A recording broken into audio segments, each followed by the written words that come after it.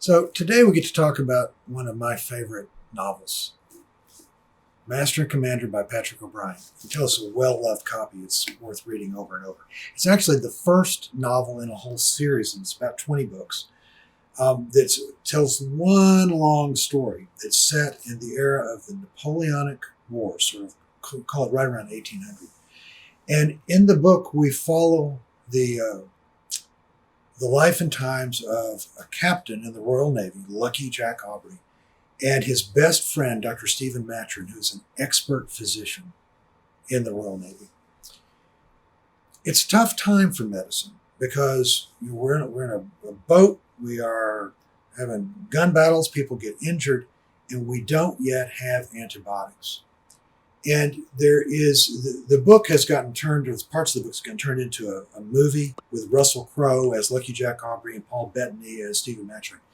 And I highly recommend the movie because in it we have a really good medical story that explains what it meant to not have antibiotics. So here's the setup. We've had a big battle. One of the midshipmen, a young man named Lord Blakeney, has been injured. Just a broken arm, sir.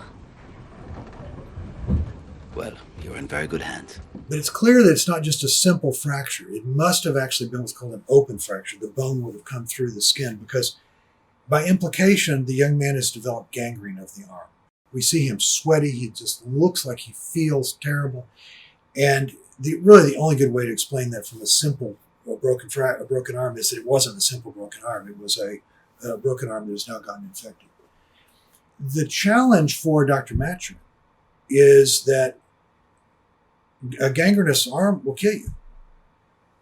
The only therapy that Dr. Maturin had was to saw the arm off, which obviously is painful and doesn't always have a happy ending.